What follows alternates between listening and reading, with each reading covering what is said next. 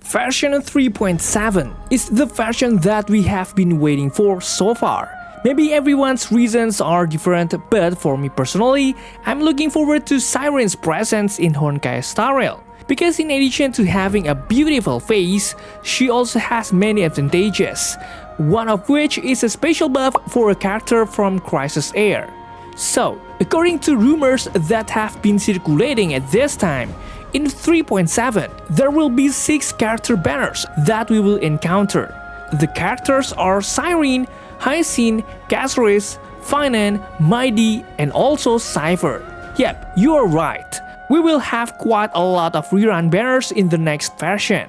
So, of course, many of us, especially new players, will be confused in choosing which character should be taken, right? So, without waiting any longer, I'm Hoyostation, and we will go straight into the video. Let's do this. Do you have a character or weapon in the game that you really want but you don't have enough stellar jades? Here's a smarter way to recharge your favorite games like Genshin Impact and Honkai Star Rail. Look no further than Lootbar. Lootbar is the most reliable top-up platform. It saves up to 23% for all orders compared with the official channel, and it provides an 80% off for your first purchase. It's 100% safe as you will only be using your UID. We will buy pack for 30,000 stellar jades for $42, which otherwise would have costed $50. Totally saving $7.5. We received the crystals we purchased in the less than 3 minutes. All recharges will be done through the official channel with MiHoYo, which allows you to enjoy all top-up offers. Ready to level up your gaming experience? Check the link in the description to get the amazing discount. Before we go deeper into each of the characters that will be present, I will first provide information about the banner schedule in the upcoming version. In the first phase, which is expected to fall on November 5th, 2025, we will see the arrival of a banner from Cyrene that has a variety of different buffs for the characters of Chrysos Heir, so it's perfect to pair with the characters from Amphireus. As for the rerun banners, in this phase, we have the arrival of the triple rerun banner again, with the character Hyacine, who is the best healer in the game right now. Then there's Castorice and also Phainon, who are both the best DPS characters for now and have very cool animations. As for the second phase, which is expected to be released about 3 weeks after the first phase banner, it will fall on November 27th, 2025. Indeed, in this phase, we will not get a new character banner, but we will get 2 rerun banners, namely Mydei, which is the main DPS that is very hard to be defeated in battle, and also Cipher, that has the ability to store damage and provide debuffs to enemies. Okay, now we are going to get into the discussion of the first banner, which is Cyrene. As we already know, Cyrene is an Ice-type character with a remembrance path that has a memo sprite in the form of her own memory. The main uniqueness of Cyrene is that she has a memo sprite skill that can give different buffs between characters, especially from Chrysos Heir. In addition to this special buff, Cyrene also has a skill called Loop, Elysium of Beyond, that can deploy zones that make all team members' attacks give an additional 20% of the damage generated. Of course, this effect is very similar to the true damage of RMC's memo sprite skill. The difference is that the buff of Cyrene's skill will have an impact on all team members, while RMC only gives buffs to one character. Really cool, isn't it? Not only that, Cyrene has an ultimate that can only be activated using a point called Recollection. We can get this point by having teammates and their memo sprites consume the future stack given every time Cyrene gets her turn. This will certainly be very beneficial for remembrance characters who can automatically give 2 recollection points through the character and their memo sprite. The first version of ultimate can be activated if Cyrene has at least 24 recollection points. She will summon her memo sprite and activate the ultimate of all team members the first time she uses it, and make Cyrene enter the ripples of past reverie. This status will strengthen her basic attack into To Love and Tomorrow. Although this version of the ultimate can only be used once during battles, but this effect will gain an additional 50% critical rate, as well as make the resulting zone have no time duration. Oh yeah, Cyrene also has the second version of the ultimate, which can only be activated with 12 recollection points. This ultimate will make her Memo Sprite get a turn. This is also the only way for her Memo Sprite to get a turn, since her Memo Sprite only has 0 speed, so it has no action on the action bar. So, in my personal opinion, although Cyrene can give a very strong buff to all team members and give a special buff to the characters of Chrysos Heir, unfortunately she does not play as well as other support characters for the team outside of Chrysos Heir.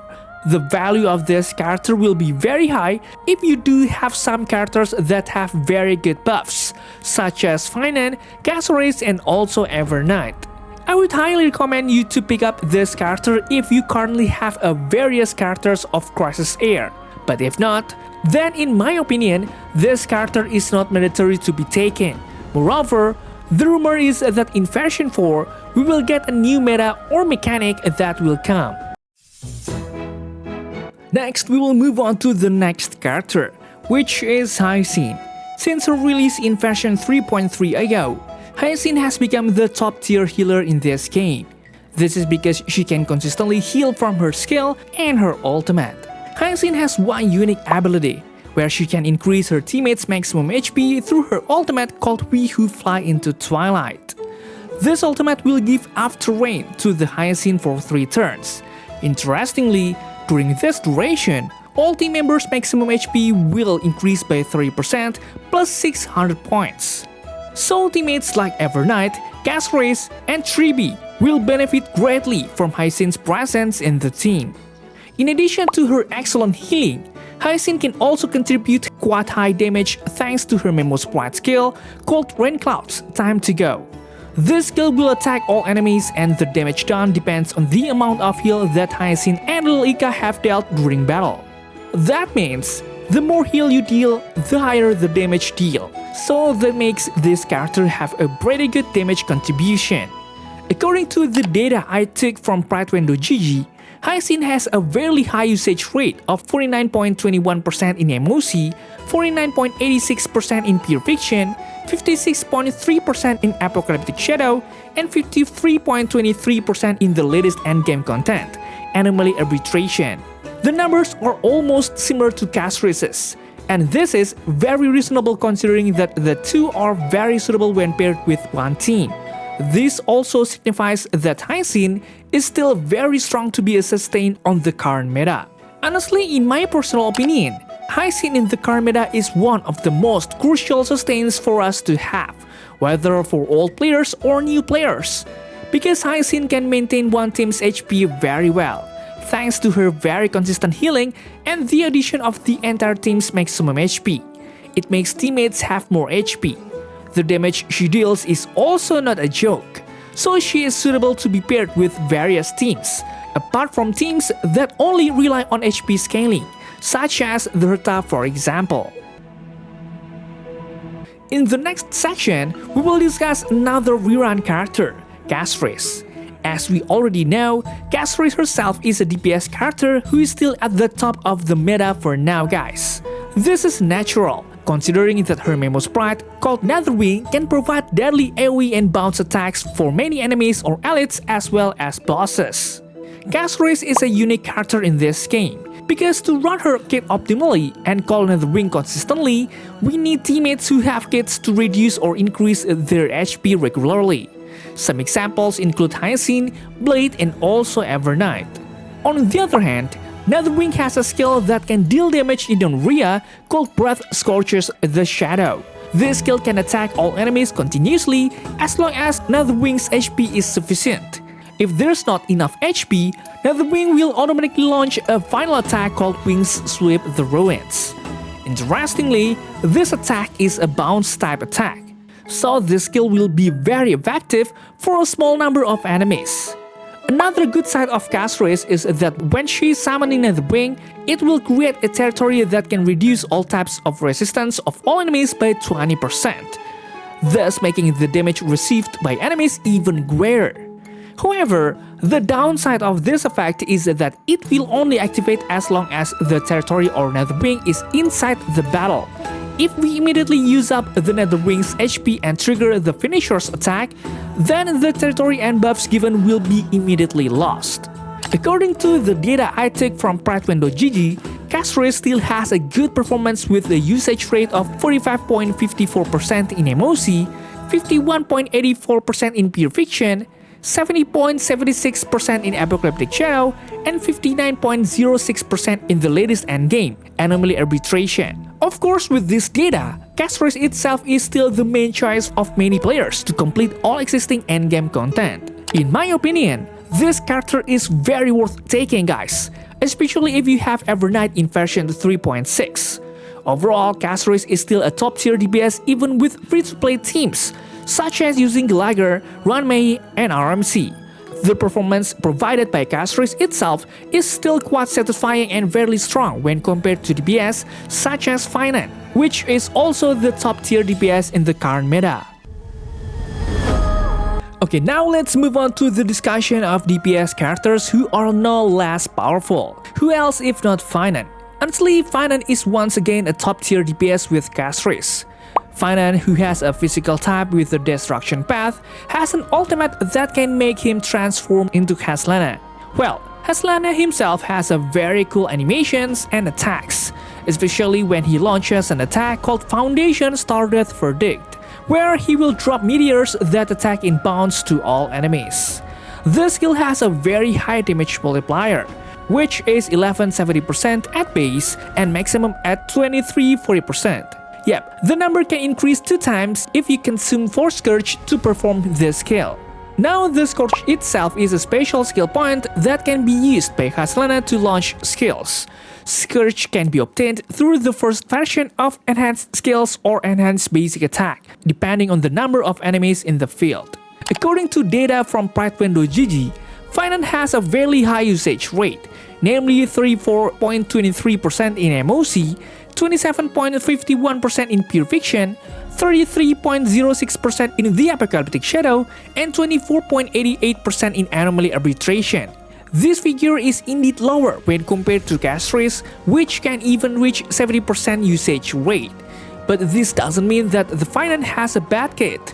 On the contrary, Phainon is still very good if we use it in MOC as well as in the Apocalyptic Shadow, because it provides a less effective bounce attack if we use it against a lot of enemies like in Pure Fiction mode.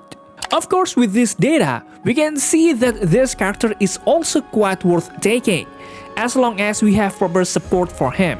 As we know, Phainon has a very crucial best-in-slot support, namely is Cyrene. She can increase the performance of Phainon by up to 30% if we compare to other supports such as Robin or Runmei. This is due to Cyrene's kit that will increase his damage skills, as well as provide a buff called Coup de Grace. This buff can double the skill of one teammate, so this effect will be great for Phainon, who uses the skill as his main attack. Now that we've covered all the characters that will be present in the first phase, we will now talk about the characters that will be present in the second phase. For the first character to finally get a rerun after his release in version 3.1, who else if not Mydei? Mydei itself has an imaginary type with a destruction path that acts as a main DPS with HP scaling. His kit is very similar to Blade's, where he can reduce his own HP to deal attacks. Through a mode called Vendetta, Mydei has 3 additional lives when hit by a deadly attack, has a very high maximum HP, and can provide deadly attacks through his enhanced skill called God Slayer Be God. This skill can only be activated when Mydei has 150 point charge. These charge points are obtained by reducing Mydei's HP, whether it's attacked or consuming his own HP. Oh yeah, when entering Vendetta mode, Mydei can't be controlled by you when he gets his turn. He will automatically cast a skill called Kingslayer Be King every single turn, and you can only control the use of his ultimate. But luckily, his ultimate can be used to direct Kingslayer Be King or Godslayer Be God to match the enemies you want to target. In addition, his ultimate can also restore his HP and give a taunt effect to 3 enemies. Of course, with this, Mydei has a kit that is quite independent, where he can recover his own HP, revive himself, and give his own taunt. According to the data I got from Pride.gg, unfortunately, Mydei currently has a poor performance, where it's only used as much as 2.42% in MOC, 2.24% in Pure Fiction, 4.86% in the Apocalyptic Shadow, and 4.9% in Anomaly Arbitration. Of course, this percentage shows that Mydei's performance in endgame content has now become greatly reduced. Plus, he himself needs some certain supports such as Sunday and Hyacine to be able to maximize the damage produced. Although this character sounds very powerful, where one of the advantages is that he cannot be defeated easily, has a very high maximum HP, but some people argue that the damage he produces is quite lagging when compared to Castorice or Phainon, which has higher damage. In addition, the auto-battle mechanic of the Vendetta mode often makes players not free to play and determine the combos to use against the enemy. Next, for the last character to get a rerun for the first time is Cipher. Cipher has a quantum type with a Nihility path that acts as a debuffer within the team. She has a unique kit where she can record the damage done by team members. Later, the damage can be dealt through the ultimate and has a damage type in the form of true damage. This damage is certain and in accordance with the amount of damage recorded through her talent called the Hospital Delusion. This talent can give enemies a debuff called Patron. If an enemy with a Patron is attacked by a team member, Cipher will record 24% of the damage dealt to be stored and unleashed when Cipher uses ultimate. The damage that can be recorded through this talent has no limits, so we can continuously record damage until the right time to use it. For example, if we intend to give a finisher attack to the enemy before switching to the next cycle. According to the data I took from Pride.GG, Cipher has a usage rate of 5.05% in MOC, 4.69% in Pure Fiction, 4.76% in Apocalyptic Shadow, and 8.07% in Anomaly Arbitration. These numbers are again very low numbers, although not as low as Mydei's usage rate. This is certainly influenced by many factors, such as losing competition with characters with other paths, such as Harmony, as well as lack of entry for most teams. So, obviously with all her abilities, these characters would be well worth taking, because this character is quite or even very universal to be used in a wide variety of team compositions. For example, using Cipher in the Castorice team instead of Evernight, using Cipher in the DOT team, and so on. In addition, Archer, which was a free character in a few previous versions, is also very suitable to be paired with Cipher, making players who have just played this game can immediately get a good performance even with free characters. Okay guys, maybe that's all for now. What do you think about these characters? Who do you intend to pull in the next version? Please leave any comments down below. And don't forget to check out my other videos because they are no less cool. Thanks for watching, stay safe, stay healthy, and see you in the next video.